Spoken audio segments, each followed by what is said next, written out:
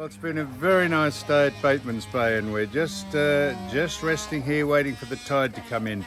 As we speak, there's 1.6 metres of water under us and the boat draws 1.5, so we're going to wait for another half hour. But just as our check on hose fittings, I just want to show you this. Not one hose fitting in any of the marinas we've been to has worked properly, but this might take the buttered confection. This could be the gold medal. Come over here. This is the hose fitting at the Bateman Bay Marina. Look at that. Isn't that extraordinary that no one can make in this day and age? They put a man on the moon in 1969. President Nixon said, "Hello, Neil Buzz, I'm speaking to you by telephone from the Oval Room of the White House." This must be the most extraordinary thing ever, that no one can make a hose fitting that actually doesn't leak water. So we're going to button off, and I'm just going to go in here and I'm going to show you what I wrote out a very ham-fisted, naive, pretty basic checklist, and I've missed 3 of them yesterday. I left one of the buttons out on the drawer and it came straight out in the heavy weather onto the floor, and I left 2 other things, so we're going to go through the checklist very quickly, but we'll button off and we'll get prepared. We'll start to prepare to leave the great Bateman's Bay Marina with the extraordinarily unfit tap that leaks water. I'm happy that it's a leaking tap and not a leaking boat. Very good, Sue. Excellent work. Right, that's it. Well, look, here's my just a little, don't think the big super yachts or the mega yachts have the stuff like this. They'd have staff that know what they're doing. So the sea brakes, we've got them up there, the things that you put over the side. The water hose. Now, the water hose, we've got to take that in. That's the one that's leaking. I'll uncouple that in a minute. The power cord we've got on. I was going to leave a marina 2 marinas ago with the power cord, and you said, "Hey, what about the power cord?" I said, "Yes, very good point." Would have dragged the whole thing onto the water. Engine controls, I've got a freshwater pump. You've got to turn the freshwater pump. If you have water coming in from the marina, you must turn the water pumps off on the boat, or else they...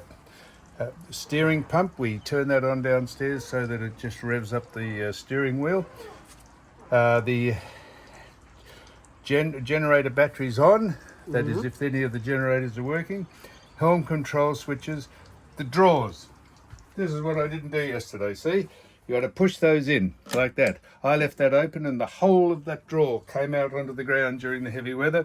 Portholes closed, all the portholes. If you open any to introduce warm air or cold air during the night. The fenders, we've got to lift them up. And of course, return the key to the marina. We've done that. So that's the checklist. I'm confident that I've done everything, particularly put the drawers in. And we're going to get ready for departure, and we'll just keep an eye on how much water's under us. The bloke at the marina, very nice man, Owen, said, "No, you've got plenty of water." I will show you how much water we've got on the... on the Depth finder. Thank you.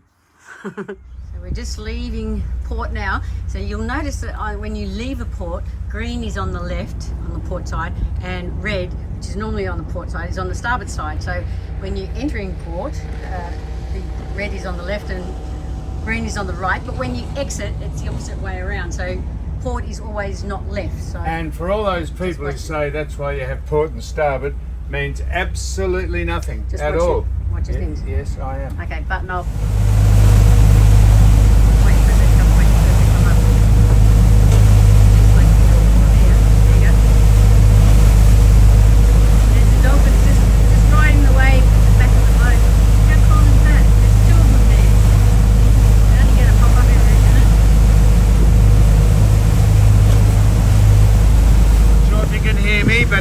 Over there is Narooma.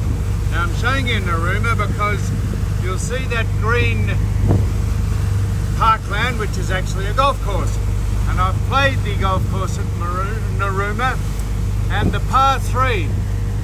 You won't be able to see it, but I can see it. The par 3 tees off on one side of a ravine, goes straight across the Tasman Sea, and the green is on the other side of the ravine. A beautiful golf hole, one of the great golf holes in Australian golf courses, and that's the fishing town of Narooma. Now, we had an early scare. We're sitting here all hawk-eyed, we are, and we noticed a couple of a pink and a red buoy in the water. They are cray pots. And did that get our attention? We dragged the boat out of gear and stopped until we floated over them. Sue went down and made sure that they appeared behind us.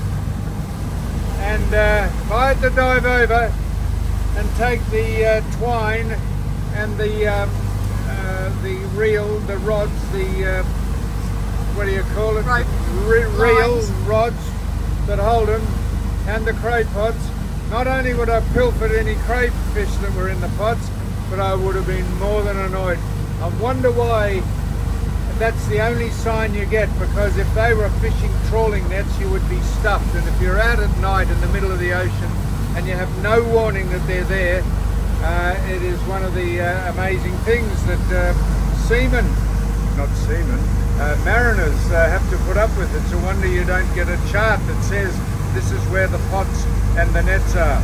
Or even a big flag on top, so like A big taller. flag, Yeah, but they were that's just right, little. because that would be catastrophic. Anyhow, there's Narooma. It's a very nice place, and there is the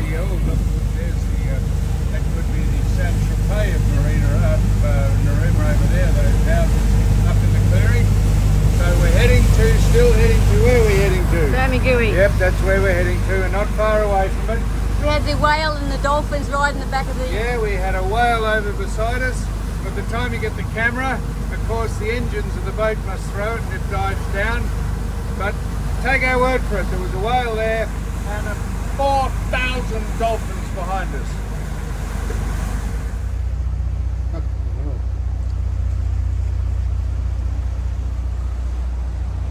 Holy mackerel. Just arrived at Bermagui, just coming through the main entrance here. As you can see, just all the rocks, and it's not that wide. Going through this little bar here, you can see on the map. Let me just put that down for you. Yeah, open it out, please.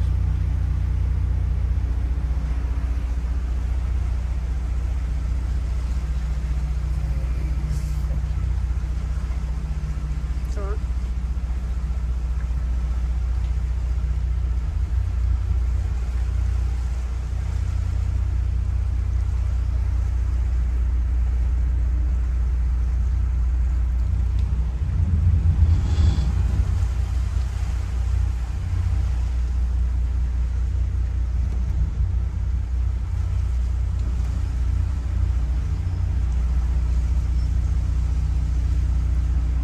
Good job.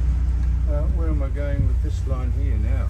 Yeah, you've got to go through here. Same thing, see here, you can see around to the right there a little bit. So you can always keep the green marker on the right, and the red markers are on the left there. So going through to port, just keep going straight through.